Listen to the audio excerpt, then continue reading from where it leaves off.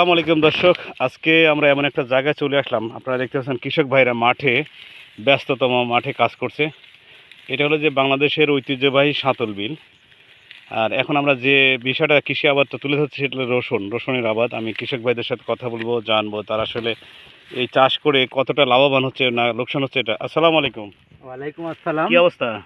অবস্থা ভালো। রসুন খুব ভালোই হয়েছে, কিন্তু রসুনের দাম পাচ্ছেনি তো। আমাদের সরকারকে বলে রসুনের দাম দিতে, হ্যাঁ, না হলে এই দামে রসুন বেচলে আমাদের লস হচ্ছে। এখন দাম কেমন? এখন দামে 1500-1600 টাকা মন। 1500-1600 টাকা মন বেচলে তো আমাদের লাভ হবে না, লাভ লস হবে না। হবে। লাভ কত হলে আপনাদের লাভ হবে? সর্বনিম্ন হলে 3000 টাকা বাজার হওয়া লাগবে। 3000 টাকা এক মন রসুনে হলে তেরখান কৃষক কিছু টাকা পাবে। কিছু টাকা পাবে না? হুম। দর্শক, আপনারা দেখতেই পাচ্ছেন তারা এখন একদম মাঠে ব্যস্ত। আর এই যে বাংলাদেশের ঐতিহ্যবাহী সেই মাথায় যে লি রাখছেন, এটা কি বলে? এটাকে মাতাল বলে। মাথাল বলে না? জি জি। সে বাঙালিদের ঐতিহ্যবাহী একটা জিনিস। আপনারা দেখতে পাচ্ছেন কি অবস্থা জাহিদ সাহেব? রসুন ইনশাল্লাহ ভালো হয়েছে, কিন্তু রসুনের দাম তো পাচ্ছি না হ্যাঁ, আমরা। রসুন ভালো হয়েছে, কিন্তু রসুনের দাম তো আমরা পাচ্ছি না। রসুনের দাম পাচ্ছ না? না, কেমন কি অবস্থা? কত দাম হলে আপনার পোষাবে? 3000 টাকা হলে ভালো হয়। 3-4 হাজার ভালো হয় না? জি।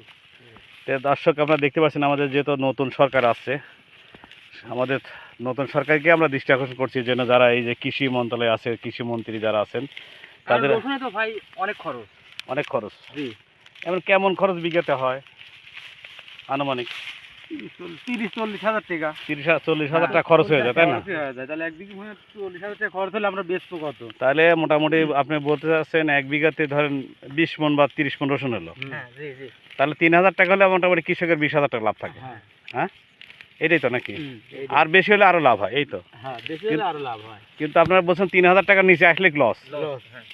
তো দর্শক, আপনারা দেখতেই পাচ্ছেন। আর যারা আমার এই ভিডিওটা দেখবেন তারা একটু শেয়ার করবেন, আর কৃষক ভাইরা যেন ন্যায্য মূল্য পায় এটা আমরা আপনাদের কাছে দাবি করছি।